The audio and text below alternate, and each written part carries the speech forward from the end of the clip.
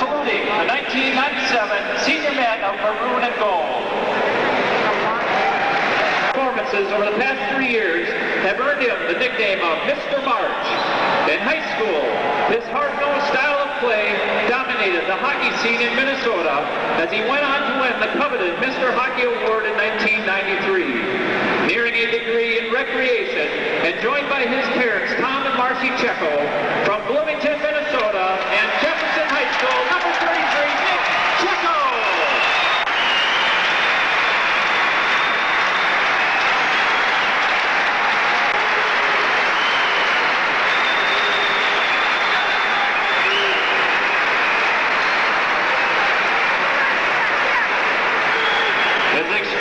To match.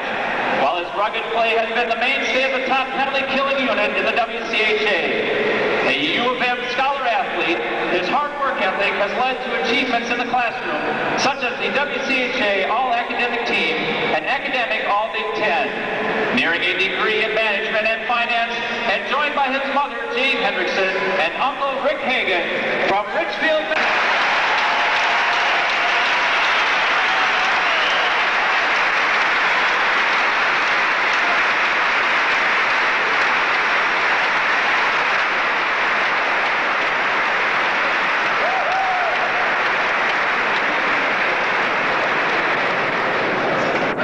physical play and sound vision of the ice award his freshman year with the Gophers.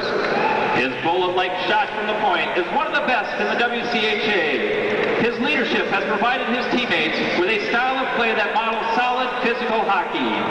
A U of M scholar athlete, he has excelled in the classroom as well by being named to the WCHA All-Academic Team and Academic All-Big Ten selection.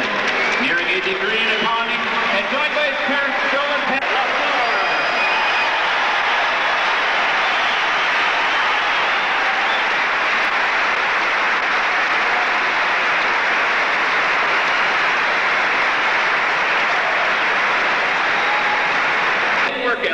And commitment to team goals. His tactics on the ice create multiple opportunities for his teammates. He is a great asset to the special teams unit and always tough to beat in the face-off circle. His hard work has paid off in the classroom as a U of M scholar athlete and member of the WCHA All-Academic Team. Nearing a degree in speech communications and joined by his parents Doug and Jan Wu from South St. Paul.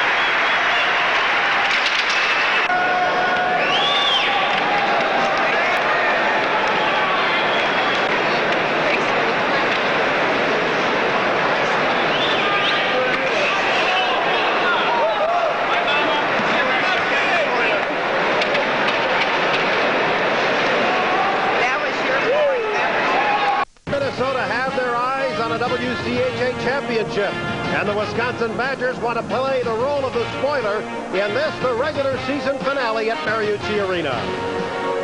Hi again, everyone. Along senior night is held regardless of the sport or the venue. Just kind of one of those things you need to do, I think, Tom, once a year to remind you how special the game is to a lot of real folks. It really is, Frank. And the one thing is when you look at the players coming out here and they know their career isn't over here because they've got a few more games of playoffs and so on, but the parents, I think it's tough on them as much as it is the kids, because they know that they won't get the opportunity to come here like they have been for the last 4 years, and on the road trip to the other parents. So it's a very tough setting. Very happy, kind of happy and sad at the same time, I guess you might say. But you could even tell in the likes of Doug Wu how emotional it was for he and his wife Jan, and the other senior parents as well, the Hendricksons, and of course the Fleurs and the Chekos, and 4 very good seniors who have led by example on the ice. Yeah, it's been a very nice, not a large senior class this year, but a very good one, an excellent one. And there is a look at Danny, who scored the goal last night for Minnesota. And Doug said before the game, geez, I had to say to Danny, I'm sorry I didn't see it. I said, don't worry, Danny didn't see it either. His back was to the goal when he scored. It was, and of course, he is one of the players that gives so much, along with this fellow right here, another senior, the likes of Danny Hendrickson. And both play an extremely physical type of game, you know, in and out all the time. And there's a guy who didn't get all the playing time he wanted throughout. Dan Woog out for the Golden Gophers. Rico Pagel, Mike Anderson, his line mates. And here's Bill Cohn to pick it up. They go cross rink. Abrahamson back to Cohn. And now Mike Anderson. Woog in the corner. And Pagel to Woog, and a shallow angle shot. A nice stop by Bally. Anderson to the line. Cohn tried to relay it in deep. It was deflected. Now brought up ice by the Badgers. A long shot by E.J. Bradley from center. An easy save by Steve DeBus. And the Gophers turn it around again as both teams complete line changes here. Gone a little bit slower than he anticipated, and just about winning the quarterback. I think had it been on net, it may have been in the net. Yeah, very much so. Nothing to score here in the first. And tonight we'd like to know who holds the WCHA record for points in a season by a defenseman. Ooh, yeah.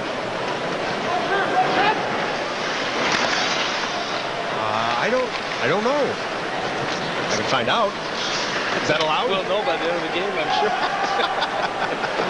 Block pass for Woog, too far. And I look at Danny Woog, as we talked about before the game, one of the senior members of this squad. It was interesting at a banquet, luncheon a couple of weeks ago. His brother Steve talked about the importance and how much fun it was to play at Northern Michigan, and you really reflect back on the 4 years as a player in an organization. And unfortunately, it all has to come to an end at some point before you get to the higher level. Gopher basketball action comes your way Thursday here on MSC. The Golden Gophers ranked number 2 in the country. Bobby Jackson, Eric Harris, the Big Ten champions this year. And the Gopher hockey team hoping to come up with a historic feat. If they're able to win tonight, and Denver is able to beat North Dakota, it'll be the first time ever that the basketball team here at the U and the hockey team have won their respective conference championships in the same season. Well, that'd be great, wouldn't it? You bet. Right now, Minnesota's biggest concern here is just trying to beat this hockey club. Badgers leading 1-0 on that goal by Bianchi. The Badgers have really weathered the storm here early on in period number 1, and Wisconsin coming right back. Badgers jump on a turnover, and Xeros' shot is turned away by DeBus. And the puck played to center, and Rico Pagel, the Minnesota freshman, playing it in deep. And Kraft is involved. He's been very good at that in the first period. And Woog to shoot it in. Interception, nice play by Anderson. And Woog is over. Anderson with a hard hit into Krug. Sabo behind the Wisconsin net. And he generates a rush by skating it to center, firing from long range, and a glove catch by DeBus. Holds on long enough to get a whistle, and will. Danny Woog in for the face-off for Minnesota. Pagel, Anderson, line mates. Crowd reacting to the announcement of Minnesota's basketball win today, 75-72 over Indiana. Brett Abrahamson, a soft shot coming in and a glove catch. Far too many penalties. We got to stay on the ice.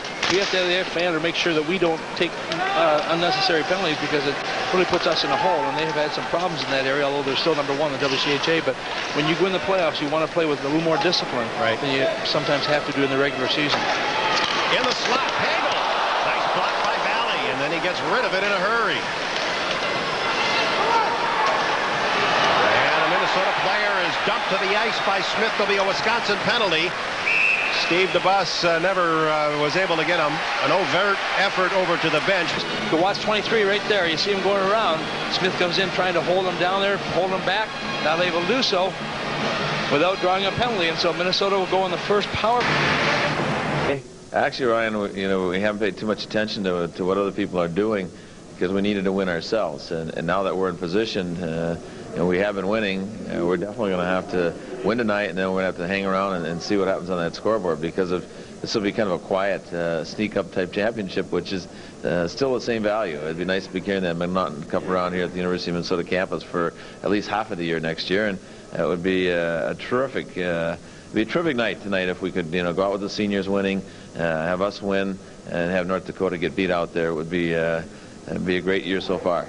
You met seniors. You played here. I played here. I remember that last senior night. Tonight is senior night. Your son, Dan, is a part of this class. Anything come to mind that characterizes this particular class for you? 4 great kids. I mean, Brian LaFleur, great student, great person, improved player. Student athlete, okay. Danny Hendrickson, certainly the same. Hockey family. Darby played here. He's had his best year as a senior, so has LaFleur. Nicky Checo, steady. Just a great, sensitive young guy, neat kid, funny, just a good Jefferson guy, okay? Dan Woog, overachiever, just real proud of him. There's been some Doug Woog teams, if you don't win the championship, we hope you do, but there's been teams that haven't won the championship but have thrived in the postseason, teams that have put it together when it counts. 2 teams went to the Final Four. Any of those characteristics you see with this team? Well, we're playing our best hockey right now, and that's if you get good breaks and you're playing your best hockey and you're playing together as a team, there's no reason why this team can't go on in the postseason and do quite well. Period. Of course, they've been shorthanded quite a bit. Gophers have had 2 and the only 2 power plays in this game. We're tied at 1. Haley. And DeBus gives up a big rebound. And a penalty away from the puck. Yeah, it's going to be Danny Woog, who is coming back, taking out Smith, and he's going to be called for interference, I believe, on the play. That happened. The result of that was when Cohn was coming across, he got kind of caught out of position, and Abrahamson had to move over to the far side. Woog coming back just had to latch onto his man a little bit, and so the interference goes against the senior center iceman for Minnesota. Penalty information brought to you by... And the penalty to Woog is over as they fire again. This is off the glove of DeBus. And a pass hits a leg. It comes to center ice. Woog picks it up, and he'll go back in his own end to maintain possession. Wyatt Smith, now to Hankinson. Up off the glass and down the rink. Valley will have to play it, or at least watch it. Question, who holds the WCHA record for points by a defenseman in a season? We're going to... Craig Norwich, I never would have found that one. 63 points in conference games only. 20 years. Former Badger.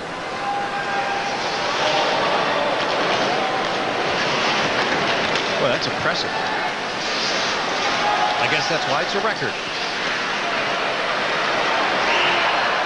Gophers skating at the center, but 3 Badgers are back waiting for him. Abrahamson finds the seam and centers it, and it's taken away by Wisconsin. Mike LaPlante from center, driving it down, and then he went hurtling over Woog, and DeBus comes out to grab the puck. Yep. And now 90 seconds or a little under that on the power play. From center ice, Craig Anderson took a check there from Nate Miller. Bill Cohn throws a check. There's 3 Gophers grouped over there in that very small area. And they shoot the puck down. Sabo back to get it. Ryan cracked that center. Cook. And he lost control of it. Hankinson make that Abrahamson who gets it and shoots it down. Gophers are going to change penalty killers in a hurry. He spent a couple years in Sweden. Went over there and played, and certainly has helped his game tremendously. He also played for the Chilliwack Chiefs in the British Columbia League. And apparently speaks fluid Swedish. Although I wouldn't know fluid Swedish if I heard it, but that's what we're told. Dan Woog at center, flips it in. Nate Miller looking for Wood, who gets a piece of it, but Valley gets a bigger piece and holds on. Giving up just one goal on Minnesota's 22 shots. Well, how about this crowd starting to make some noise here without any prompting from the scoreboard? In fact, they even beat the scoreboard and cheer. Now a penalty coming up as Crowley was dumped in the corner. And maybe the crowd will come to life a little more here. It's going to be a slash coming up. Is the stick work that's going to take place. You see a little hold there. And there's a little hook coming there. And there may have been a little slash after that play, too. But nonetheless, Mike Schmidt makes the call. Lefevre and LaFleur.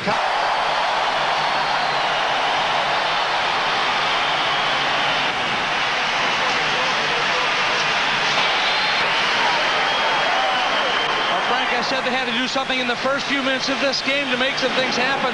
Minnesota does a great job of coming out of their own. Takes a shot, Valley makes a save, but Ryan Kraft comes right back in the center ice air piece. Through the second period, Denver now has a 3-0 lead over North Dakota. Face-off will be to the left of the bus. Anderson after a loose puck in the corner. Coming up on the 5-minute mark, here's a possible break. Moog after it, and Valley, whoa, nearly gave it back to him. Smith takes the hit from Anderson. Well, we'll see if the Gophers can force the turnover here and gain possession. They can't. It's brought to center. Three Badgers bring it in. Saved by DeBus and a big rebound, but Pagel was there. And it rolls back up on the near boards. Anderson took a couple of bumps. Haley plays it back. Pass got out of the reach of Bradley, and it results in an icing.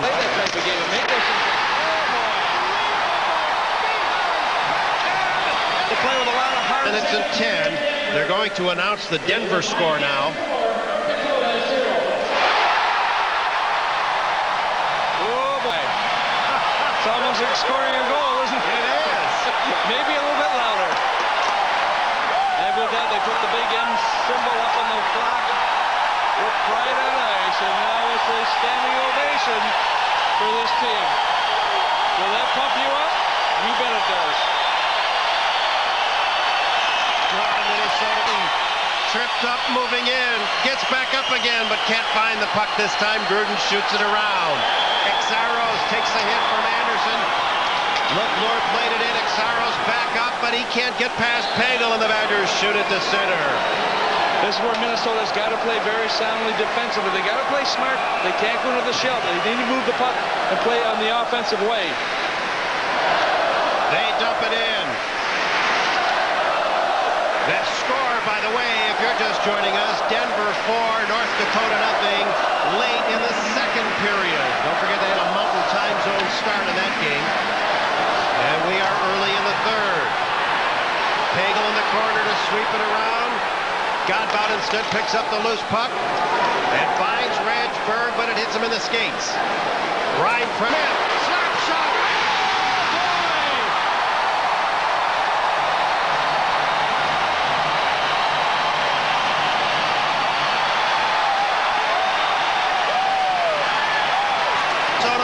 Wisconsin 3. Crowley. Mike Anderson. Shooting high. Crowley shoots again, and it's knocked down in front.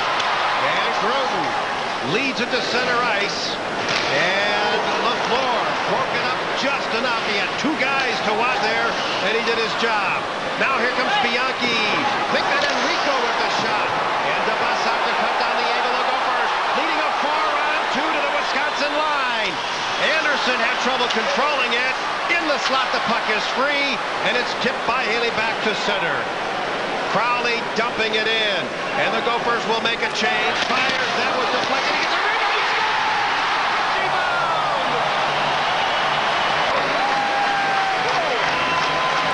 That may be the first of many. With a 4-0 lead over North Dakota, end of 2. Hankinson. He fires.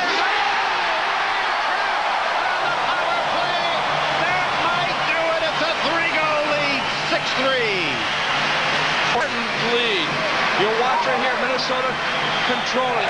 2.5 left to go in the third, and likely the game.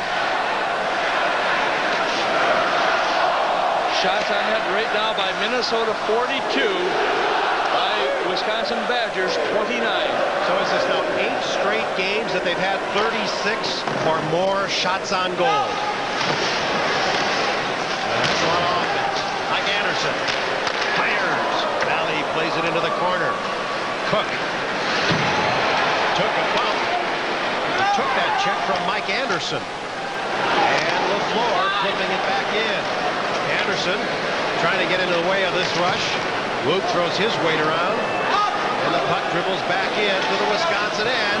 1:45 to go. And Cook to Minnesota. Kraft and Rasmussen. Kraft!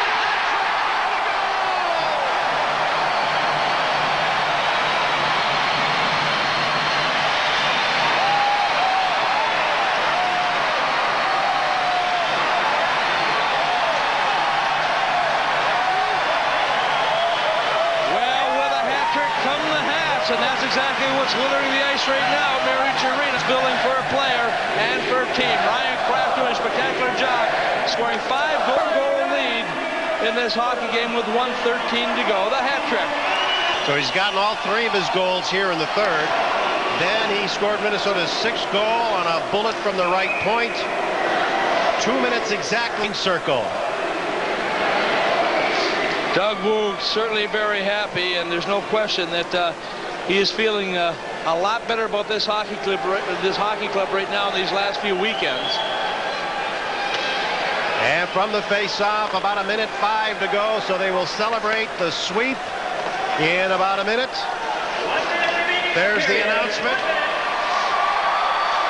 And I imagine a lot of folks are going to stick around here to hear the end of the Denver game. Out to center. Exaros, a nice drop pass. Bianchi fires. That's deflected. Down off the glass and stays in play. Now Dan Woog, who picked up a goal last night at Target Center, to Anderson, and they shoot it in. Very good about this team, Frank. If you would have told me a couple of weeks ago that they would tie North Dakota with the schedule that North Dakota had, I would have said, not going to happen. Well, particularly when North Dakota lost up at Northern Michigan and Minnesota lost the same night here to Duluth. It looked like they didn't have a prayer to move in. Yeah, absolutely. And a big key to that was last weekend when they grabbed those 3 out of the 4 points up in the Rocky Mountains when they played Colorado College. Well, 20 seconds away, and perhaps 20 seconds away from a co-championship in the WCHA. Hendrickson shooting it in.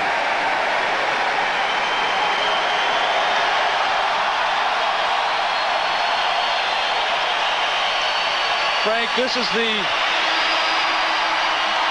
probably the biggest crowd I've seen stay in this building. I've been in a game in a long time. And boy, oh boy, you could put a... Well, right now they have staked their claim to the co-championship of the league. And it'll be up to Denver to help them out and finish off the Fighting Sioux. But what a valiant game and weekend for the Badgers as well. And there is one emotional Minnesota coach. And he should be right now. I mean, a lot is going through his mind as you watch Brent Godbout out in He's in street clothes out on the ice with Mike Genzel and Coach Doug Woog. And the glasses have got to have a few tears in them right now.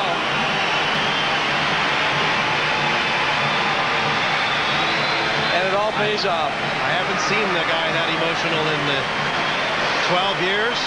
Frank, he's been in first or second place every year but 1 year, and that was back in 1994-95 with 37 points, and he was just 1 point out of being in a tie for second place then. Kraft has a hat trick and now a hug for his coach.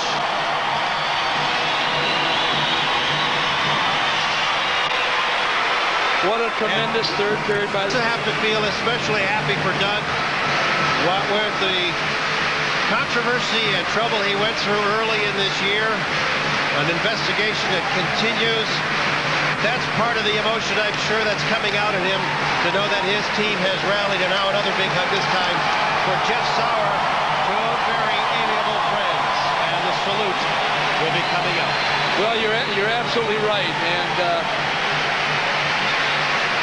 it is very difficult when you're in that position. But these players have rallied around. Excuse me, Tom, but Ryan Kraft about Right.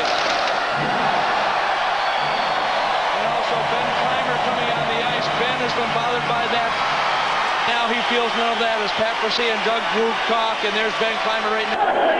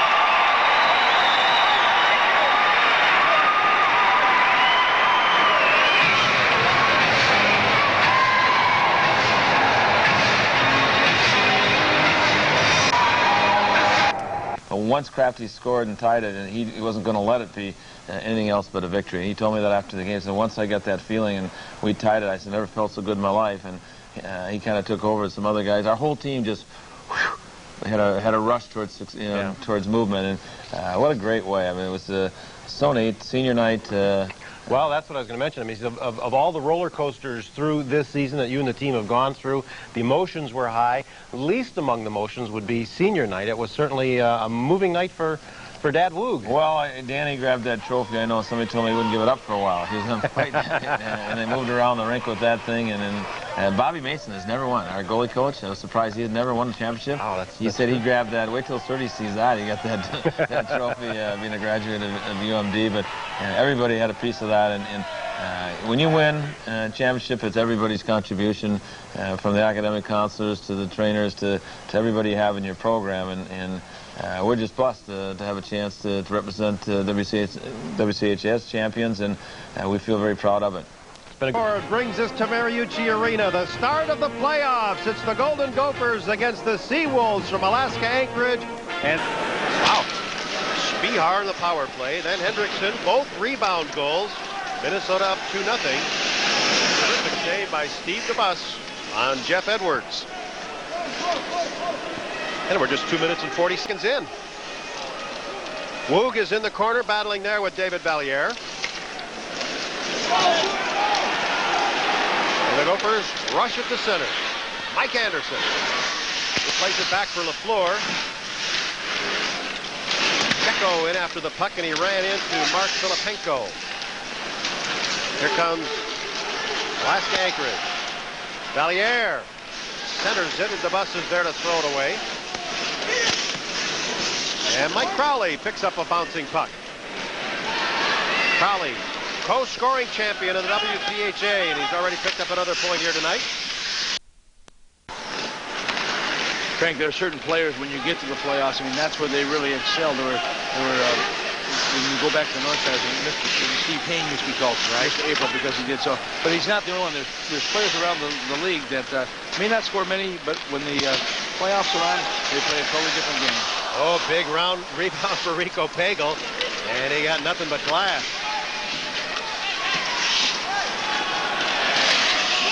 Are you a playoff player? You mean, did I get more points in the playoffs? You know what? As a matter of fact, I did. Did you really? Yeah. There's just so much more intensity. You're more focused at what you're doing because you know 4 games it can be very short. So you seem to have the ability to really focus on those 4 games, just taking one game at a time, and everything revolves around the playoffs. There's no appearances. You will see 2 offensive-minded defensemen like LaFleur and Crowley teamed up, but it's a combination that seems to work best for Minnesota. Yeah, it really has. And the thing is, they both have experience, too. You've got a junior out there, you've got a senior, and they complement each other. They both know that if one goes, the other has got the ability, because of their great skating and their speed, to get back to help out if something does happen.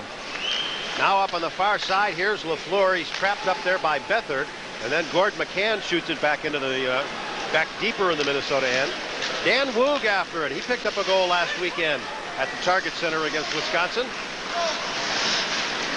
And now Eric Rasmussen tried to stick handle his way in, but lost control in the maze. To stay with him, and Kraft looked like he was going to shoot the little fake, but you can't, as a defenseman, you can't look at the shot. You've got to stay with the player. Now the Wolves with a little less than a minute to go on the power play. Jeff Grabinski. And then it's shot in. Woog firing it around, a block at the line. They go across now to Bland, and Woog went down to block it and kicked it out to center. Danny Woog does that as well as anyone on this hockey team, and he's done it a number of times this year. Just wait for the shooter to put the head down, and then he'll put those pads stacked one on top of the other, and usually gets a piece of it. Back at the line, Bland had a hesitation there and then lost the puck. Makes a nice block, however, on the clearing attempt by Hendrickson. And at the side, they get it to Valliere. Not let up either. Minnesota forwards have really used the Minnesota defense well in all areas of the ice. And they've got the puck and they have to swing around. They've been able to put the puck back to the point and then move right back up ice again. So they're coming out as a unit. 4 minutes exactly in the period. A pass to the line is broken up. And Abrahamson now to Anderson, to Woog, and quickly to Pagel. That's how well they're moving the puck. McGann, first man back to get it. He throws it up on the far boards. It's out at center. Cone played that very nicely over there to protect the puck, keep it away from the onrushing Silver. Finishing first, finishing second, and how you feel. And there was just great elation and some very warm feelings that took place that night. And then having your own son there, and I mean, that all adds to it, too. Knowing that he felt very badly. It was never talked about, but he felt he let his team down in North Dakota. He didn't see Jason Blake going by him, and he tied the score. And, you know, he's a very competitive guy, so I saw some great emotion and some great feeling there that he felt bad about when he was in North Dakota, and how he felt, you know, tracing that trophy around, and that's true of all the guys, the Nicky Chuckles, the seniors. I mean, they only get one, you know, that's the last chance. Danny Hendrickson, Brian LaFleur, and to see their emotion, it just grips you pretty good. And your emotion too. Congratulations. Oh, yeah. We'll chat again tomorrow. Good luck tonight. All right, Doug Wu. Perhaps production, but more satisfaction of stopping the other team. There was a player last year, Tom. A lot of people thought perhaps wasn't getting enough ice time, and he stayed with the program. He kept battling, and now is really having just a great senior year. Gophers to set up in their own end again. Jason Godbout, the defenseman from Hillbury High School, shooting it in deep. Lamb trying to play it away. And then Grabinski overskates it. Lamb still can't get it out of the zone. And Beathard shoveled it to center. Gophers trying to capitalize on a turnover, but Eric Silverman back to get it. And here he comes up ice. And into a check by Woog. And the Gophers will regroup. Pass by Mike Anderson was just a little bit behind Woog. And from center, they battle to get it in, but Rico Pagel threw a key check there that allowed Minnesota to come up ice. But Filipenko right coming up with the save of this game anyway, because he was able to get from one side to the other and get just enough of that puck. Pagel had a notion to shoot. It was centered now.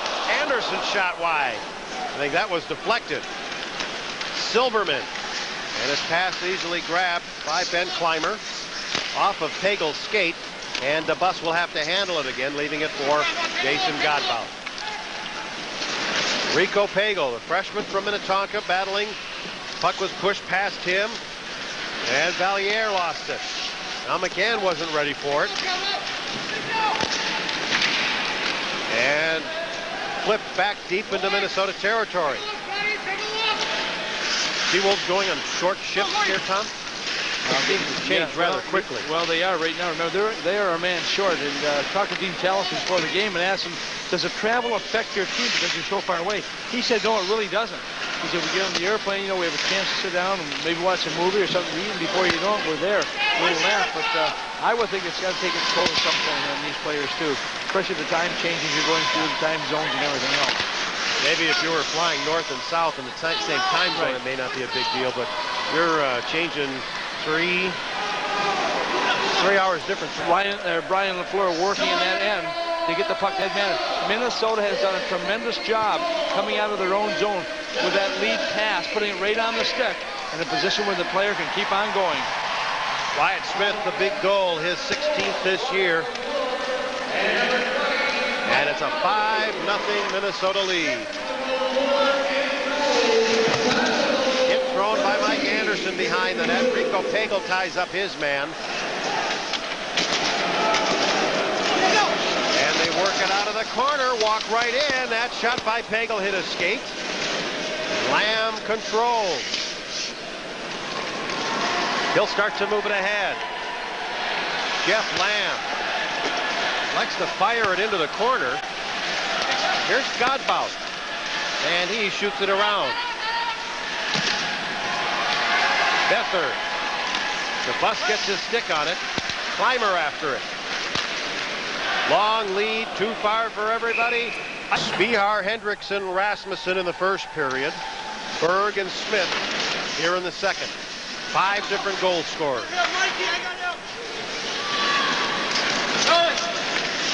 And I think your assessment a couple of minutes ago, Tom, was dead on. They seem to be able to do whatever they want to do, whenever they want to do. And here they're going to be called for holding. And don't know that he wanted to do that, but Pagel was in Sports Connection update after this. 4 years. He is in his senior season. Was an all WCHA third team player.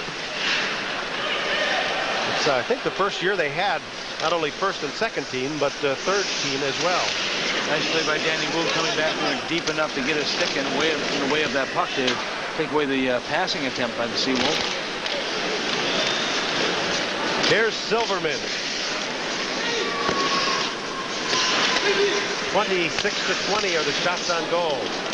And a scamper for the puck by Edwards. Two players locked up there, and Crowley or Godbout there, Tom? That's Crowley. We're wondering where the hold was. So he comes back and throws a check into Edwards and gets the puck. Lamb played it to the line, intercepted by LaFleur in a hurry. Here comes Anderson. Right back for LaFleur. And now Mike Anderson again. In front for Crowley. Pesky a big stop. And the Seawolves come to center. Lamb shooting it down. Picked off by Mike Anderson of Minnesota. And intercepted by every night at 10 o'clock on MSC, your ultimate sports connection. And tonight we'll bring it to you right after Gopher puck. Silverman shot. Stopped. Oh, he went after his own rebound, and he was upended. And they relay it to center. This is Pagel. In the slot. It jumps away from Clymer, and he'll go back on defense. Woog behind the net. 13.5 minutes to go here in the third period, and Minnesota has a 5-0 lead. Clymer to center. Jason Godbout. Dan Woog. Got two men in front. Anderson relays it. A tip in and a goal. Clymer on his back and sprawling, but he gets the goal in his first game back after picture. Up in the play. That's what makes Mike Crowley so great as well. You watch right here, Minnesota controlling, and you want to be able to move with it. Danny Woog with the puck right here. He's going to take the shot across. Anderson was going there. He couldn't get to it, but Clymer moving up the play, almost like having an extra forward out there, is able to get the puck. Not a lot of room to move. He puts it away. It's a 6-0 game for the Minnesota Gophers. That coming on their 29th shot at 6 minutes and 49 seconds of the third period. 8 minutes and 38 seconds, the time of the goal, and a big milestone also for Mike Crowley, who picks up one of the two assists. For Crowley, career point 150. Wow, what a terrific career he's had, and only in his junior year. Yep, just fabulous. That puts him just 8 points behind Todd Richards in career points for a defenseman. And Richards, boy, I'm pretty sure he played all 4 years. Yeah, he did. He did, and of course, Crowley, we talked about sharing that scoring championship in the WCHA with Brian Swanson from CC. And the first defenseman to have that honor since Lou Nanny back in 1962-63. A 5-goal margin. The goal by Silverman, his team leading 11th. That's right, he's top of the pile. He and Edwards now each tied for the team lead. 11 goals. 7-2 the score, and under 7 minutes to go in the third period. Seawolves bring it to center.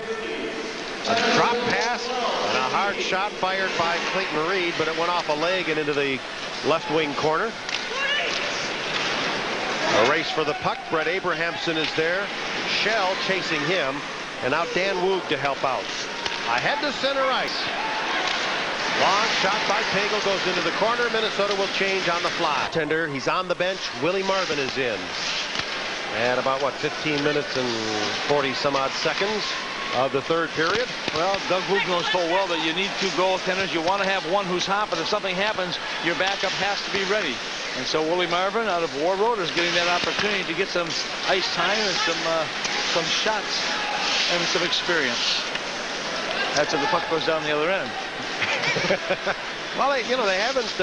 They've been all right. They've been coming up off the mat here a little bit. The Seawolves have. Not a lot. I mean, they've got 5 shots on goal, but they also have 2 of them that have gone in. And right now, hemmed up in their own zone. Puck played up off the near wall. Brought in by Reed, and his shot goes behind the net. Willie Marvin directing traffic a little bit, saying it's going to come to you, Hankinson, on this side, and it does. Woog to Anderson. Anderson shot it to the line of the corner. 151 career points now for Crowley. He's picked up a goal and 3 assists in this game. Brian LaFleur has picked up 3 assists plus the goal. It's been a big scoring night, as right now Willie Marvin a bit under siege as Mike Anderson gets it out of the zone. 1:10 left in the first game of this best of 3 opening round playoff series. Now Clymer. And there's the 1-minute announcement. They flip it in deep. Jeff Lamb will go after it. And back out at center. The puck is intercepted by Nate Miller. Miller racing it ahead. He's hungry to his backhand. Teskey the save. Hendrickson gets it. So the Gophers outscore the champions of the WCHA, and they hope to show their domination against the Seawolves in this, the second game. And the action comes to you live on MSC. Tone in. Coming up on the 3-minute mark, still no score. And perhaps we may see a little bit of a different tone in this game, Tom, because we've now passed that 2-minute mark, and the Seawolves are still tied. They can pretty much. Runyon, who has been out pretty well all season long with a back injury, he hopes to be redshirted, and they are just hurting with the numbers game. If you were with us last night, we'll just mention briefly that their numbers are hurt. The big leagues, too. You have to adjust to whatever the coach wants to use as a game plan. And if you haven't got the wherewithal to do that, then you will be out. And he gave them the alternatives to do whatever they wanted to do, play or stay, and they elected. Boy, he was leaning into that one. Here comes Woog. Right in front for a tip-in try. Anderson centers it. Teskey breaks it up. Silverman fires it behind his own net to Charbonneau. And on the far side, McCann gets it out of the zone. Brett Abrahamson back to get it. The Seawolves change, and here comes Rasmussen.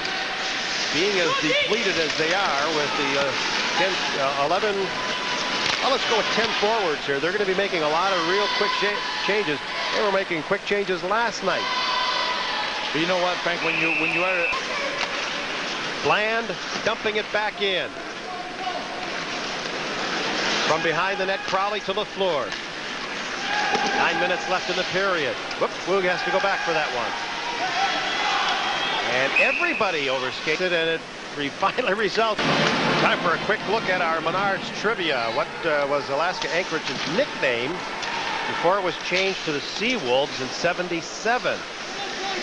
That's a gotcha. Oh boy. I didn't even know it was changed, so how am I going to know what the nickname used to be? Frank, if you can guess that one, that's worse than go, I'll tell you. A good one.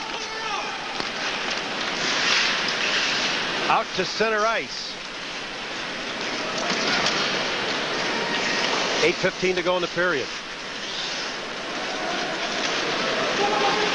And up on the far side, Checo is back for it. Lamb takes it away. And a little scrappy play right now for the last couple of minutes.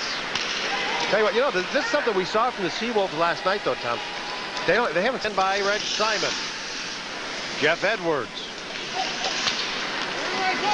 Rasmussen was checked just at the last second by Grabinski. Rasmussen and Edwards battle. Cohn throws a hit. Oh, Cohn's going to go.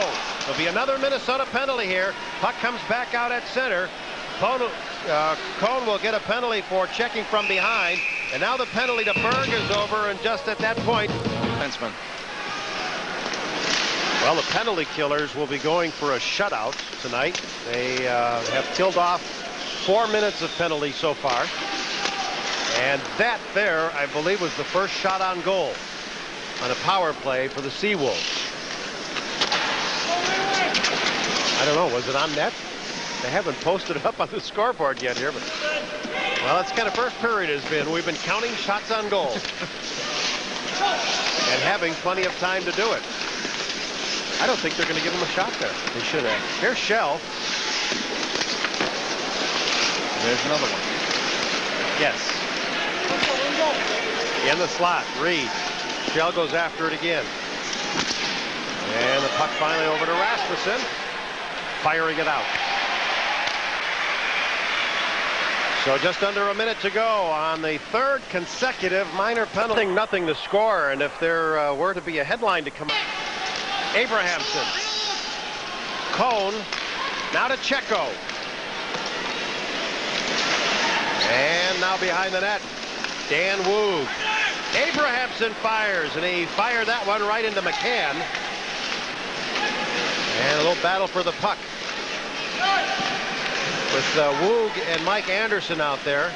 Looks like Jason Godbauer's a steal. Valliere, he's held up by LaFleur, and the puck played around by Steve DeBus.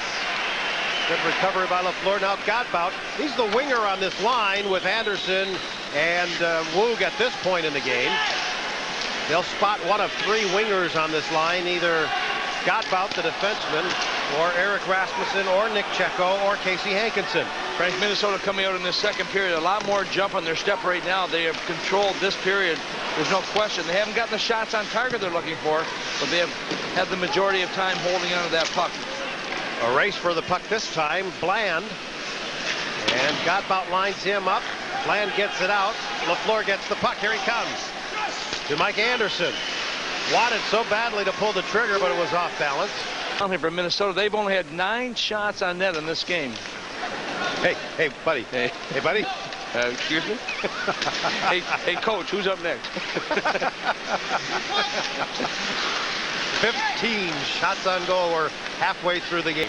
Total, folks, 9-6 are the numbers in favor of Minnesota.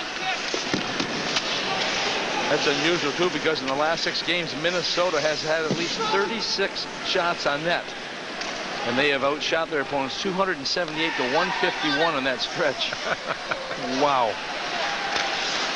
Well, they've been doing a good job of keeping their opponents lately down in that 25 shots on goal range, and I don't think they're going to have any trouble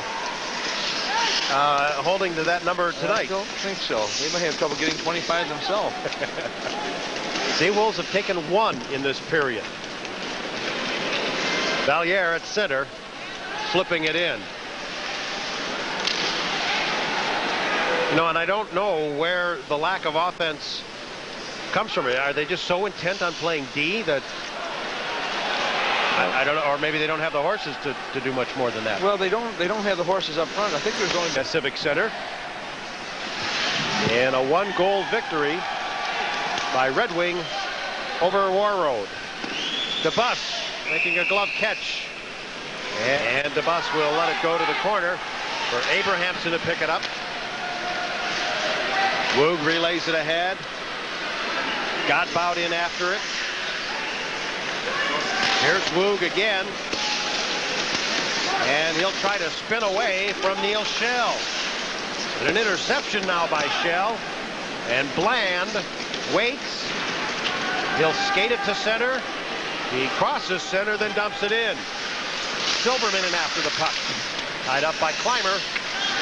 And here is Mike Lyons.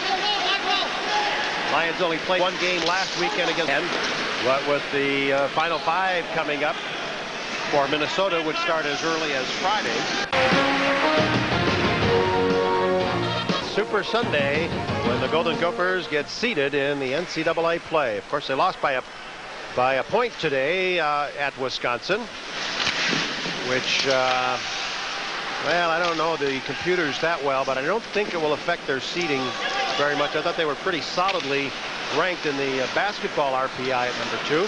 But for the definitive answer, Maxey will have it for you. 16 minutes to go here in regulation.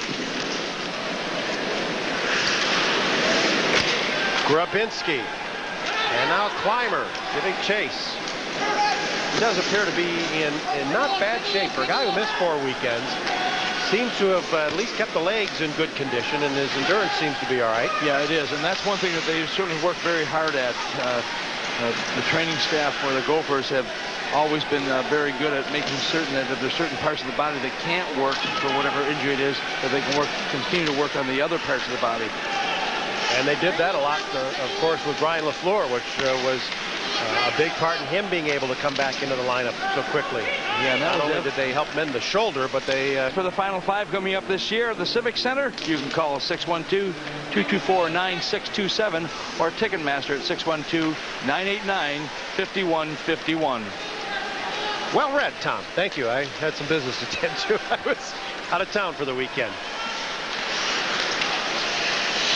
11 and a half minutes to go here in the third period. Bird, a goal!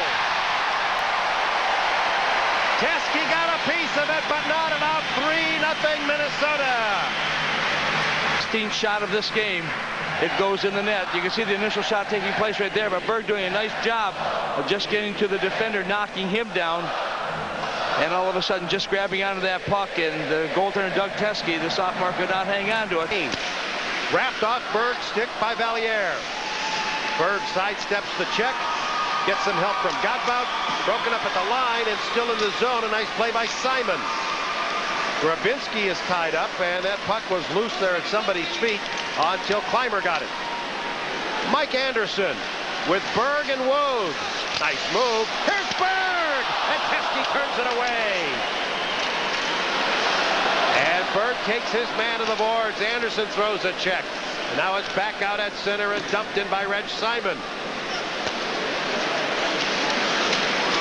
This is sort of like clutch and grab hockey without the clutch and grab. It's just tight checking. Yeah, it really and is. no holding on. Well, the Seawolves have got some players who have got some pretty good speed out here, and they really are trying to shut down and finish off those checks as much as they possibly can. Not allow the players back into the lineup, but Minnesota has opened up the scoring here tremendously in this third period. They didn't want to... City. Well, I was reading somewhere where next year Denver is going to be playing at maybe about 3 or 4 different home rinks because the Denver arena is going to be raised and a new one's going to be built. So they'll play at McNichols. They'll play down in Colorado Springs. They'll play in a couple places I haven't even heard of. Here's Hankinson. Can't wait for our first trip there. Godbout goes after it. Here's a shot from the slot and a goal. Reggie Berg, and what a golden night he's having. Number 11 this year, the second of the game for Berg at 18:56. And there's a minute left to go in this one. Dan Woog racing after the puck. He gets a favorable bounce. He centers in, but actually winds up throwing it away. From center ice, it's played in by McCann. Now LaFleur. Hendrickson to center. Tip loose. Lions up on the left wing, and then it's played in deep. 30 seconds to go. And Valliere. Long shot by Valliere, and it's blocked away by Steve DeBus, down to 20. And that far away from a sweep and a first-round victory, 2 games to none. And a move and a preparation for next Friday at the Civic Center in the WCHA Final Five. And they'll count him down.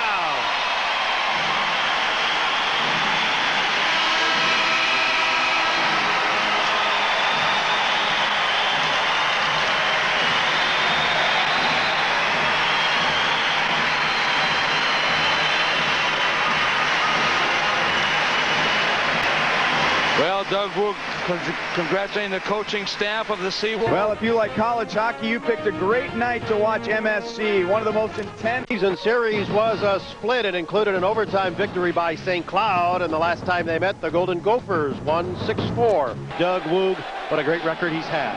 He really has, but you can bet that he's feeling a lot of the inner turmoil right now. Italy. Bagel, Woog, Anderson for Minnesota. Frisch, Stewart, Owada for St. Cloud State. And an icing here. Head gone. Now they're going to toss Cullen from the dot. That'll leave Woog in there for Minnesota. Oh, and he won that draw, but he won it too well. Pulled it all the way back into his own end. Freshman Ben Clymer back just in his 3rd game after sustaining an dizziness and some vertigo problems. The penalty is over as Goulet is on and a centering pass at the skate. 11 minutes exactly to go in the first period. Nice game so far. And Clymer lost it. They center it. And a big collision. The goal comes loose. And boy, I'll tell you, that was close. Civic Center in St. Paul.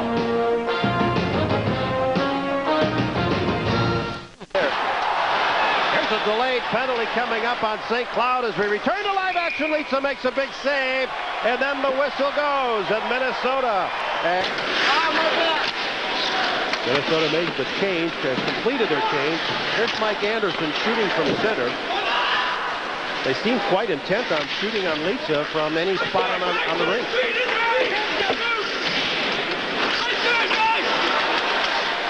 And the boys back in the corner.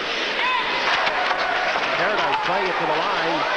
Still in the zone. What a job by LaFleur. Here's Anderson in the slot, but he couldn't tee it up. Frisch ices it. And then Frisch and Mike Anderson. Minnesota 11 by St. Cloud 6. Woog wins the face-off from Paradise. They go D to D. This is Crowley who slips it in. The Wolf behind the net. LaFleur. Screen shot right onto the stick of Litza. LaFleur again. This is tipped wide. Mike Anderson had the deflection try. And out of the corner, Anderson throwing a bump into Moline. An interception, Crowley. His shot was deflected and goes into the corner. Mike Maristoon got in front of his shot. LaFleur. Crowley. A tip by Anderson. The rebound. No. Wow. I tell you, Mike Anderson, everything we had hoped it would be. Player, you need it as flat on the ice as you can, because if it's up just a little bit, when you take the swing at it, the chance that it's going to go way up in the air. Moline to the line for Cullen. Cullen at the center point, centers, and it goes all the way through. Both these teams like to use one man back on the blue line. For Minnesota, it's normally Crowley. St. Cloud State normally Cullen. That being, of course, on the power play. Woog a long shot. Litza blocks it into the corner. Woog spun off the puck, goes tumbling into the boards. And the puck leaves the rink, so we have a on the Hendrickson penalty. Dan Woog having shaken it off. Well, face off to the left of Steve DeBus. Draw to the Huskies. Screen shot hits a skate. Abrahamson trying to get it out. Poked right back in. And the Gophers throw it to center. Huskies throw it back in. Cone goes cross rink. Abrahamson gets it to Pagel. He tried to tip it ahead to Anderson. And a race for the puck now. Bakari playing it around. Up off the glass. It bounces to the line. Maristoon reaching for it. And it's tipped in by Abrahamson. He'll float it in deep. Mike Anderson first man to it. Tries to roll it up the middle. But the interception, the answer will come up in a moment. Who was the first Husky player drafted by an NHL team? I got to believe it was Jeff. Oh, my. Wow. It would have been close. I wasn't even in the right decade. Only 12 holes. Oh, that's doing some research. I was just a kid then. That's why I don't remember.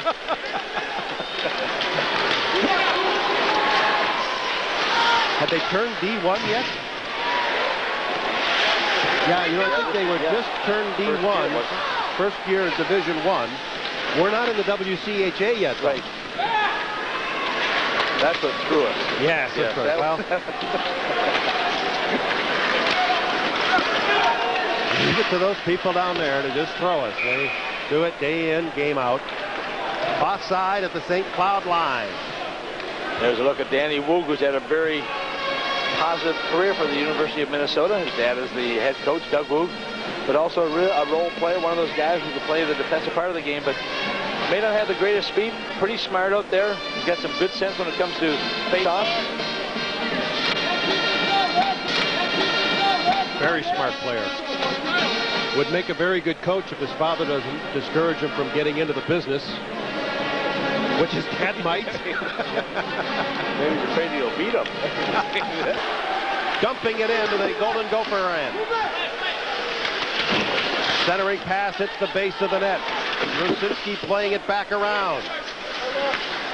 At the line, McLaughlin a shot. A nice block there by Spihar. Woog back to get it.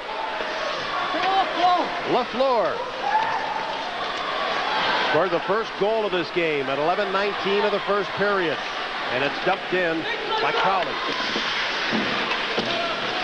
Huskies wait for it. It's played out by Noga. He's also picked up a goal for the Huskies.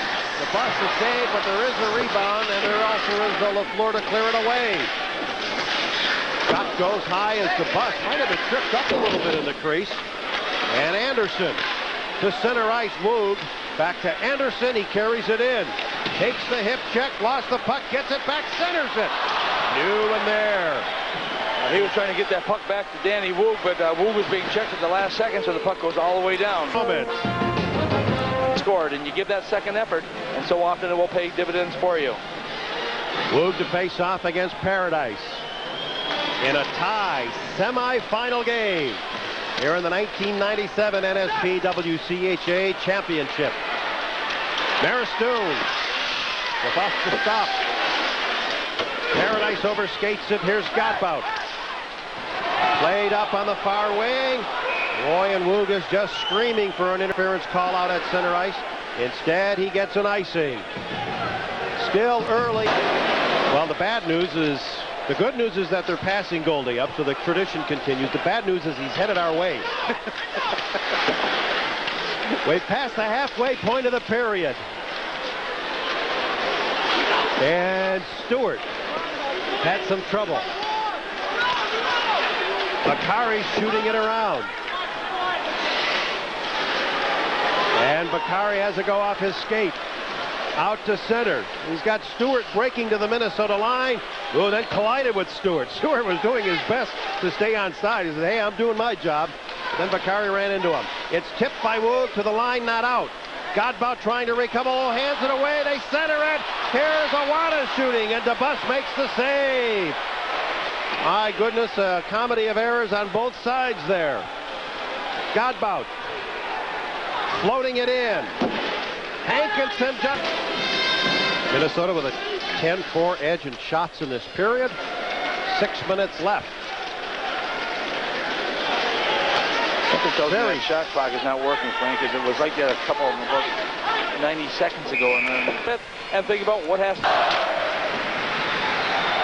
And the battle of the crowd now. The difference between Let's Go Gophers and Let's Go Huskies. Puck jammed up on the near side by Rico Pagel. And a pass picked up by Mike Anderson for Minnesota. Dumping it in.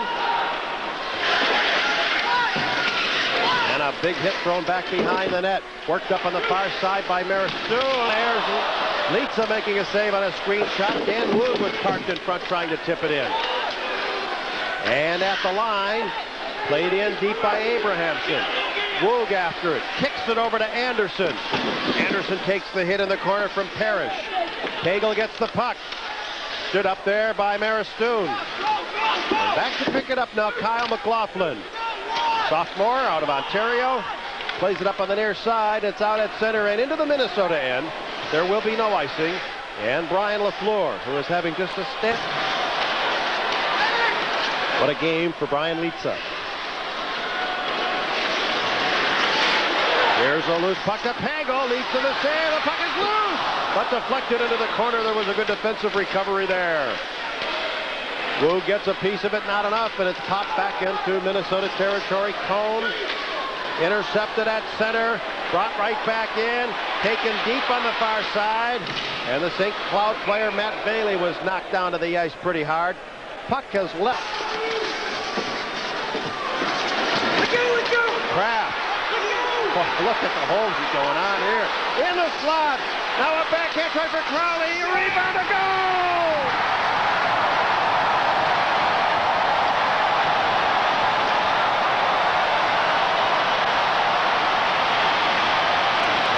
Sioux were celebrating at least a share of the WCHA title. Not to be outdone, the Gophers won 6 of their last 8 games and celebrated their share of the title on the final weekend. Who holds the WCHA bragging rights? It'll be decided tonight when the Gophers and Sioux meet for the Broadmoor Trophy next on MSC. Inside the Civic Center, we've reached the championship game of the 1997 WCHA Final. Around on the far side by this game. In the slot, Ulmer battling for it. It comes loose. Here's a shot. Turned away by DeBus. He just got a piece of Peter Armbruth's shot. Boy, the Fighting Sioux got the pressure on the Minnesota defense early in this one. Woog takes the check. It's thrown by Brad DeFaw. Now Bill Cohn throwing it around. And they're still not out of the zone. Litke, however, has some trouble at the blue line. He's wrapped up by Dan Woog. And the puck loose out at center ice. Backhanded into the Minnesota end. North Dakota changes all 5 players. North Dakota doing a good job of throwing those 2 forecheckers in. Third man hangs back a little bit. And if they make a mistake in the Minnesota end, he's there to get a shot on net or to come back and get that. Created a situation where he took a golden opportunity away from the Gophers. Nice play at center ice to get it over to Pagel. That play was made by Dan Woog. Woog goes over to the far side and throws a hard hit as well. And the puck deep in the zone. Ben Clymer trying to get it out. From center ice. After the scrap. They grind it out. And here's Woog back to pick it up. Driving it around for Pagel, who tips it down the rink. There will be no icing. And a left wing pass out to center, and then it's played in deep by Brad DeFaw. North Dakota changing all 5 players. Now LaFleur. The defenseman behind the net. Brad Williamson. Long pass to center ice. Whoa, what a check. Dan Woog with a submarine-style check. And now he darts after a loose puck deep into North Dakota territory. But it's icing. Well, Nick Checo was hurt just a little bit earlier. I think he took a little slash across the ankle. He went to the bench. Danny Woog remains on the ice, and you can see the grimacing on his face right now. But what a check also by the senior center iceman. Watch right here. Whoa, boy. Going for a ride. Up and down she goes, and that's a pretty good check. And you always worry about the knees there. Peter Armbruth coming right back down and back into the play. He appears to be okay. Out from the face-off. Godbout looking for a loose puck. Played by Clymer to the line to Anderson, not a center for Godbout again. Firing it into the zone, Mike Anderson in the corner. Takes the check. Calder has it behind the net. He's checked by Pagel. Woog tied up by Litke. Pagel looking for a loose puck, trying to pry it out of there. Slips it behind the net, and Williamson controls. Litke again at center. Avoids Eric Rasmussen. And the puck dumped in. There's no icing here. He centers it. No one home. Fighting Sioux in the middle of a change. Spihar and Woog 2-on-2. Oh, Spihar shot wide. Had a lot on it, but it was about a foot wide of the target. And at center, Jason Blake shooting long. That's deflected, comes down off the glass, but the play came back. He came back and forced his winger into the offensive zone, thereby putting him in there ahead of the puck and having the whistle blown because of the offside. Behind the net now, pivots. Dave Hoogstein. He has spun off the puck on a bit of a check at center ice by Abrahamson. I don't think we've had any real tight checking in this game yet, have we? Yeah, right now.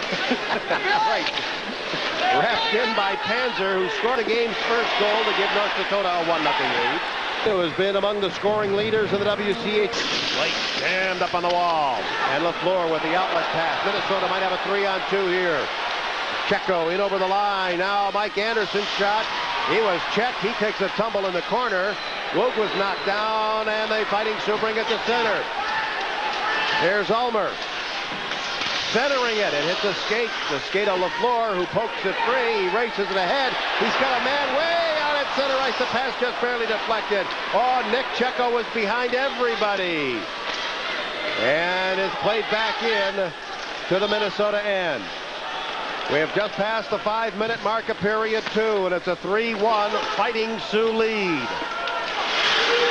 Litke ties up Rico Pagel. Pagel battling, trying to get in front. This time it's Jason Ulmer to come in for the face-off. He is the freshman, the younger brother of Jeff.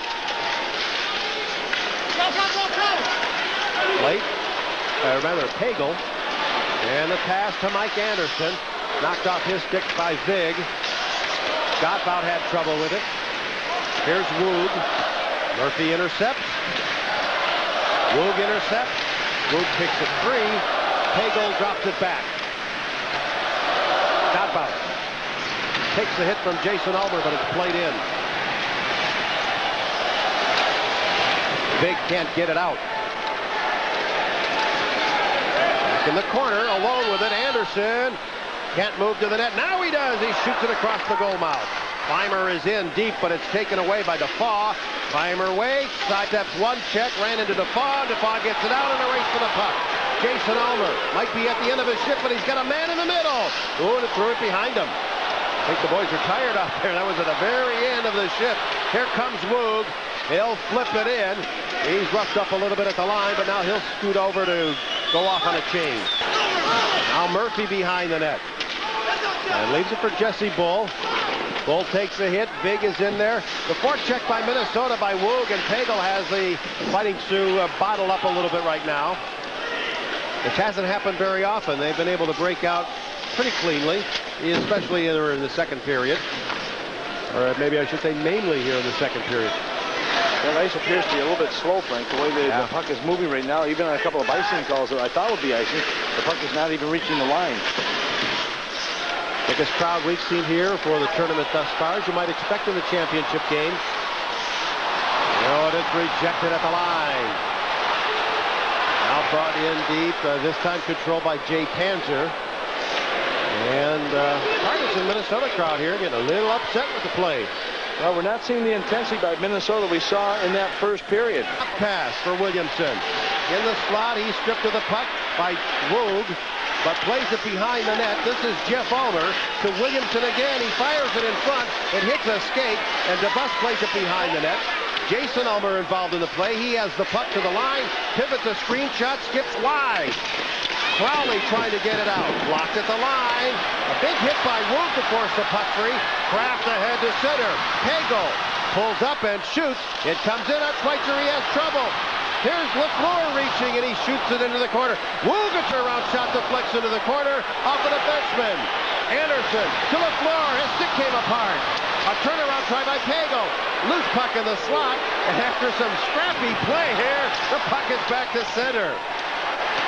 Hoping and praying, and that's mostly what was going on either side there. Pivots behind the net. Loses the puck. Hankins. That shot by Henderson never really got launched. He was well covered on the play. I think by Rasmussen, and they're locked up pretty good on the near side. You can see him tussling away. Woog kicks it free. And it's played by Anderson deep into the zone. Pagel battling Big. Big clears it up on the near side. Then it's chipped to center ice. Clymer shot it in. Gloved down by Murphy. Brought in by Calder. Murphy was hit hard by Pagel. And it's loose at the line and back out at center. Oh my, the intensity. Clymer goes cross rink. Anderson back. We have an intermission. Wilkini shoots. It's deflected right in front. A goal. It's over. It's driven in by the freshman, Peter Armbruster, are the playoff champions. A number 4 seed, much to the dismay of Golden Gopher hockey coach Doug Wood. The seeding sets off a week of controversy, and why not? The Golden Gophers face an uphill battle, taking on the top college hockey coach of all time, Ron Mason. Up Van Andel Arena in downtown Grand Rapids, Michigan, and NCAA Productions presents the 1997 Division I Ice Hockey Championship. Woog, who really did not want to talk about the seedings, he wanted to go ahead and play hockey. Well, he doesn't want the distractions right now. He wants everything focused on the ice, and he was not happy with it, but it's behind him right now. But he had that puck and just keep it from going to the net. But the Spartans do a good job here early on in the first period. And the number 4 line is on for Minnesota right now. Michigan State takes over. Gaskins, he lost it. This Dan Woog now setting up Pagel. Out in front, a near miss that time. Here come the Gophers. Shot and a score. Good feed coming right around the net that time. And it's Minnesota striking first. Beautifully set up and finished off by the Gophers. loses the puck right here. All of a sudden it comes back to the opposite way. And here's Pagel coming in here as he makes a pass across. All of a sudden puts it right in the center ice area. Jason Gaba, who moves up, misses it altogether, but the play keeps on going. It's going to be one of the senior center icemen, Dan Woog, who finally comes into the play here. As you watch it take place, a little pass coming out from Anderson. Woog moving into the slot area. He puts it away. It will be Dan Woog getting the goal, his 4th of the year, and also from the defenseman Jason Godbout at 3:01 of period number 1. And of course, that is the coach's son who gets the goal. He's a senior, an academic, All-American, All-Academic in the Big Ten. Michigan State. Minnesota has the only goal. It was scored by this line. Dan Woog centering the number 4 line. That's a plus when you get your number 4 line on the board early. Cone back to take it. Had to go far side that time to Woog, not able to do it. Back behind, there he is, out of the net, handling the puck. We'll update the East Regional when we get a chance. They're playing for a right to go to the Final Four. A scrap in the corner, coming up to apply some pressure. Defensively, Bogus, he's been all over the place. Early going, quick shot, and a save made. The quick shot that time by Brett Abrahamson. He's teed up by Clymer. Bounces into the corner to be tracked down there. Picking it up from behind is Fulcock. Out in front and sprawling out. Came up also, and I played against Bobby for many years, starting back. It's on top 2-1. Thanks to the goal by Hendrickson. 110 on the penalty. Cleared back to center ice again.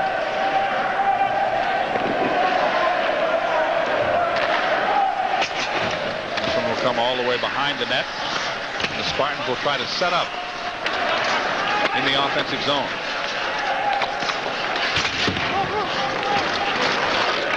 The race is on for the puck. About won that race. Cleared around the boards, but not out. Now the Gophers breaking. Nice defensive play by Brad Hodgins, the freshman, that just had to stick down the ice, played it perfectly between the two offensive players coming in, just pick up the puck and moves the puck the other way. Say in the second period as well, and coming up. And that is so important because you just keep peppering away and making some things happen. You watch a nice play here by Anderson. He gets the puck right back out in front here, and Woog just comes in and he just is able to take that one-time shot and it's in the net in Minnesota. Jubilant there, perhaps, because it's an early goal, but Dan Woog gets his 4th of the season by Mike, the assist going to Mike Anderson and also Jason Gabo. And these players talking to him, and so often you talk about the ice, and a lot of the players said this is the best ice we've been on all season long. And of course it helps when you've got a team playing here as the Griffins are, and so they have that ice in here and makes it a little bit easier to maintain the level of quality you're looking for, so you keep the speed of the game up too. The Dan Woog line, which has a goal in this game. We've got an offside call. 8:14 to play. Is back on right now. That certainly was a big plus. You have Dan Woog centering that 4th line and getting the first goal of the evening. Yeah, it really does. When you've got the lesser players, and we've talked about that before, it does make a big difference when they can come through. And you see the 6 penalties tonight for the Gophers in contrast to what they had been doing. When you do get a big lead like that, is you have that opportunity, you can sit back a little bit, but what happens all of a sudden if that goal comes back, it's not like a tapper. You can turn it on and shut it off when you want. And we've seen it, and coaches will tell you, when you get a 3-goal lead, sometimes the 2-goal and 3-goal leads can be the worst ones to have because... Welcome back to Grand Rapids, Minnesota leading MSU 5-2, and I talked in that first intermission with Mike Schaefer, the coach of Cornell, and I asked him, what were you going to do tonight, Mike? Well, he's going to be looking at some film, and the game that he is going to look at as he prepares for UND, it's the Fighting Sioux win over Minnesota last weekend in the WCHA championship game. Tom and John, he has never seen UND before, ever. Well, I'll guarantee you he's going to see a lot of them tomorrow because they got a good... In yourselves and Minnesota last year, and it looks, if this holds up, like you might face them again. The keys to victory for you, what dangers do they possess? Well, Minnesota's as good a team as we've seen this year. I'm not just seeing them tonight, but having played them around Thanksgiving. And I think Doug Woog has done an outstanding job with this team because they lost a big senior class, and he's done it with younger players. and they've had some turmoil in their program, but he's kept it all together, and he's got this team playing as well as they played all season long. So I think it's a real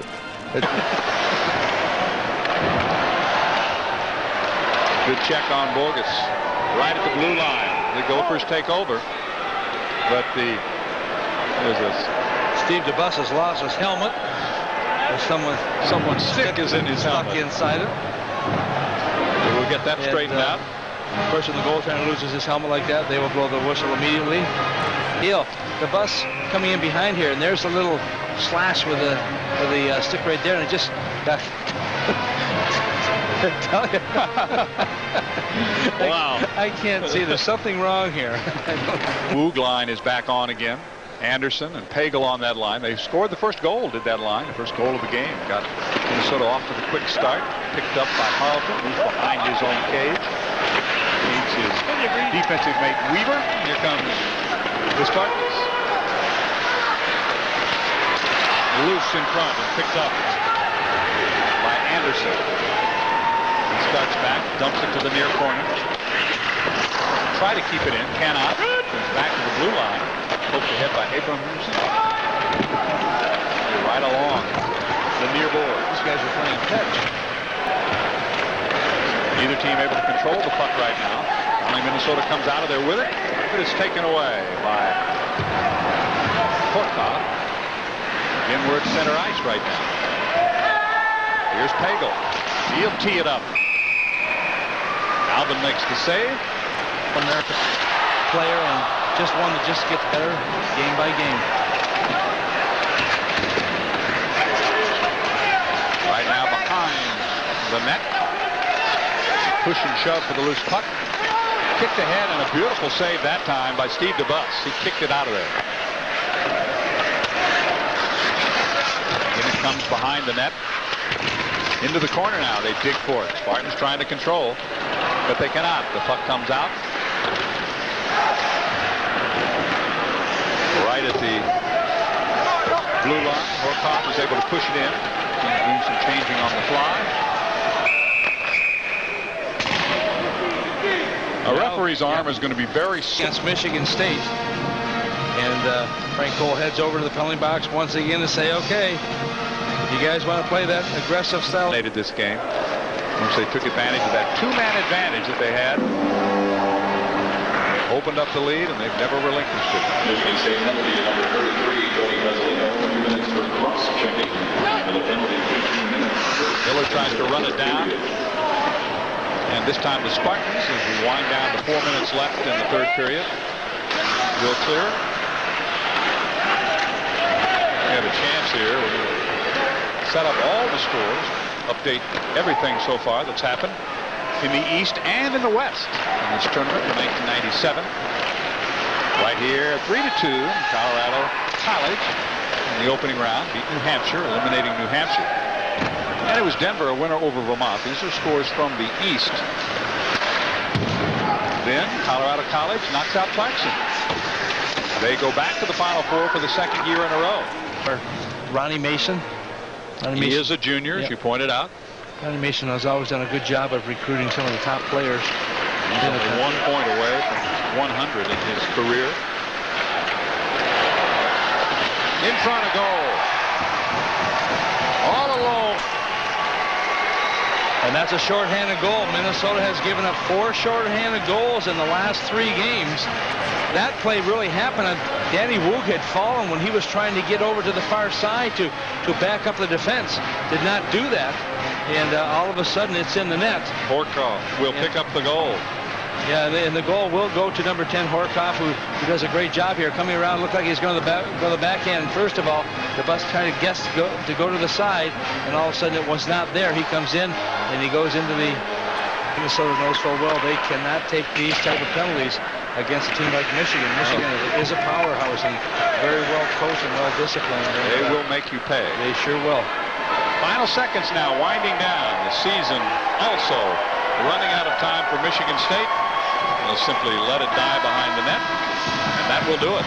6-3. So to the 5th consecutive time they have advanced to the second round. The question is, can they move on farther than that to the Final Four? We're going to find out here tomorrow. We have more to come. We will be back. You're watching NCAA Productions coverage of the 1997 Ice Hockey Championship. Book of historic proportions, 2 of college hockey's greatest minds may be upset by facing each other so early in the championships. Welcome to downtown Grand Rapids, Michigan, and Van Allen. Right now you look at Minnesota, Steve DeBus, the junior netminder out of Rochester, Minnesota. And remember, the Gophers are all from the state of Minnesota, but he will be leading the charge back there. Keep it.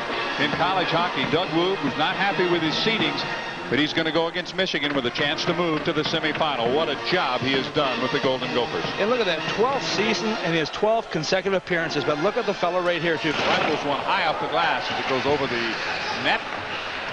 Wolverines make a change. Puck at the center ice area, and they're backing away.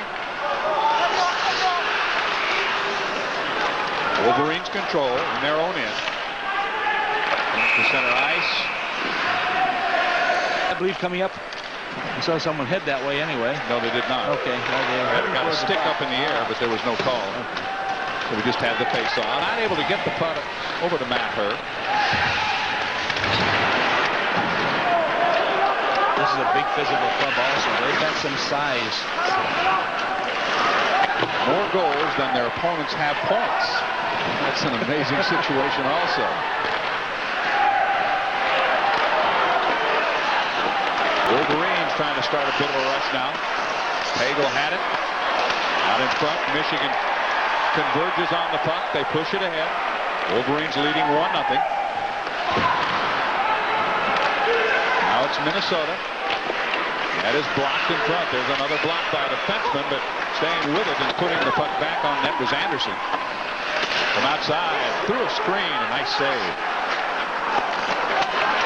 Wolverines line up now. The approach throw to his left. That's intercepted. Shot wide. First period goals, and there's that number 91 again. It must have some type of significance. I'm not sure what it is.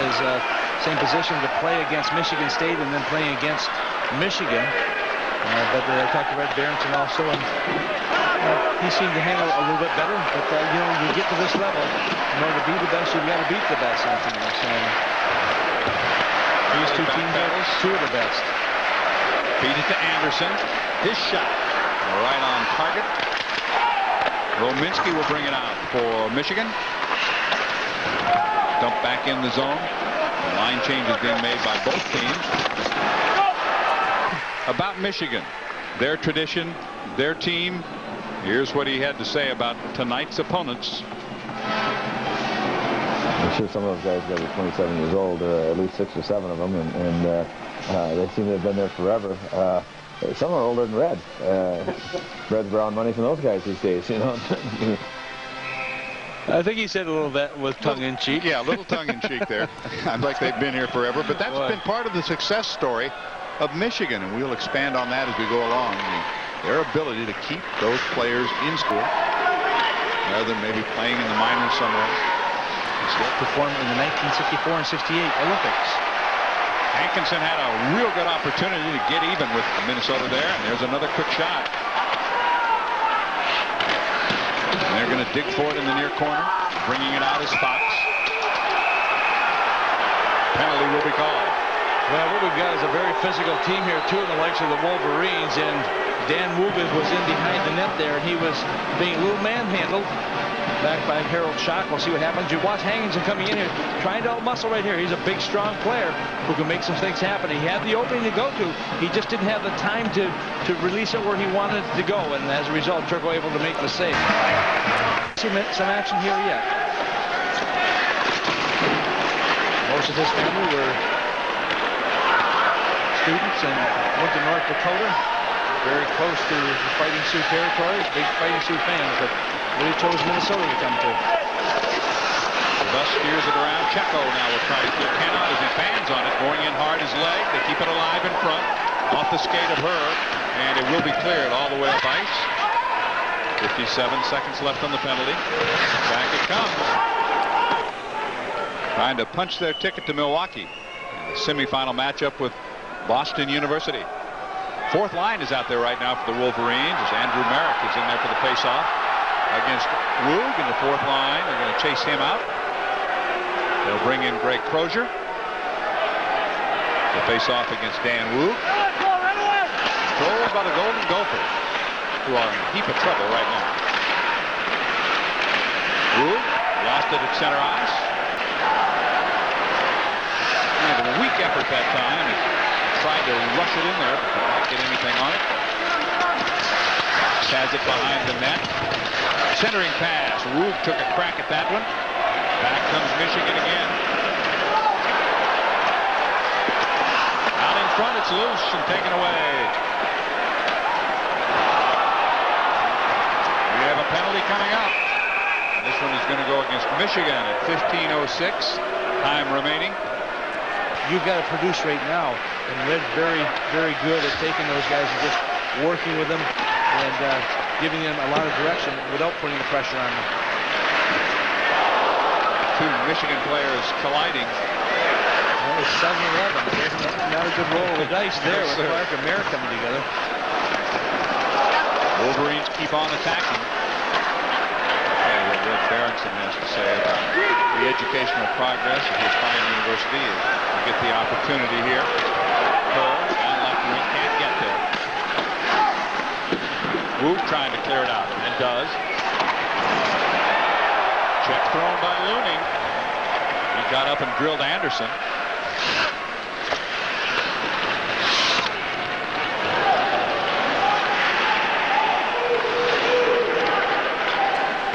On left wing now. He'll lose. Malone will chase it down behind the net. Leaves it there for Dan Woog. At center ice. It's knocked down.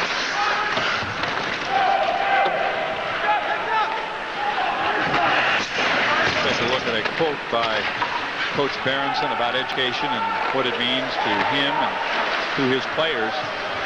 So very important. And one reason he was able to get the seniors to stick around for their final year of eligibility, complete their degrees, graduate.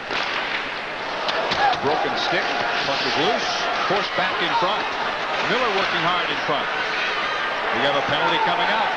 Another call that's going to go against Michigan. 6-2 Michigan. You're watching NCAA Productions coverage. Knocked down in front by Schock. Brendan Morrison line is back on.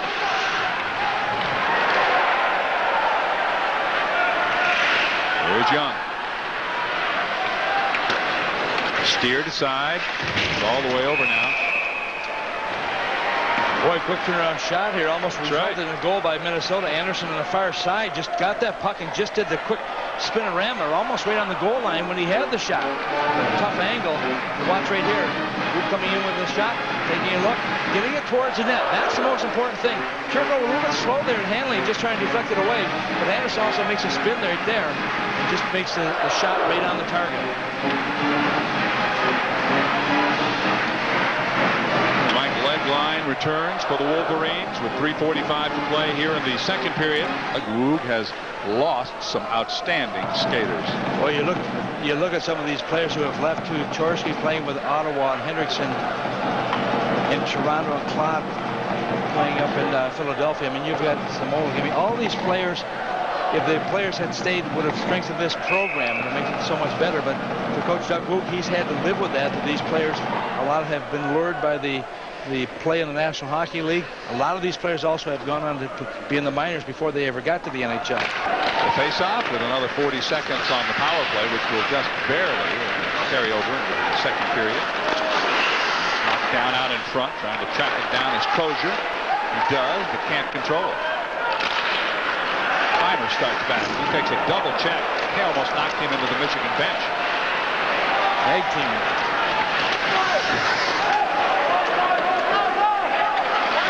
Looney forces it ahead. He's trying to chase it down himself. Can't get there, but leg is there.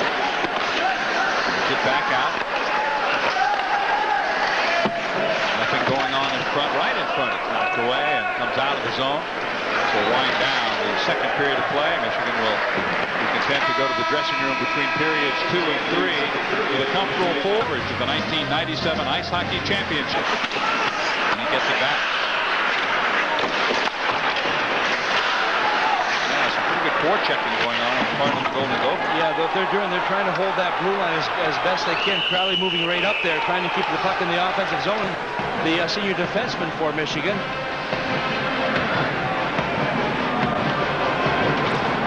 Minnesota right here. You watch Crowley move right up in here. He gets just a piece of it, put it back into the Michigan zone again. And there's the interference call. You can see the player not getting to the puck. That was Dan Woop going for it. And Sloan takes him out of the play. Really taught him how to maneuver that puck to create a goal like that. And he had belonged to him the night before at the Palace.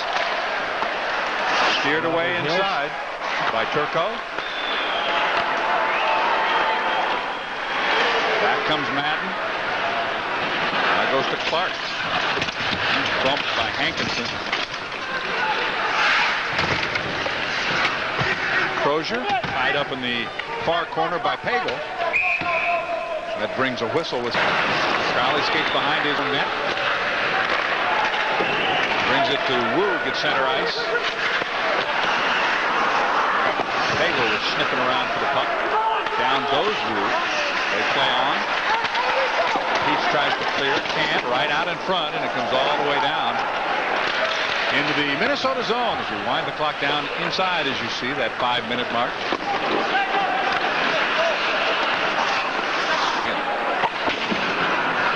Wood keeps it in. Knocked down in front.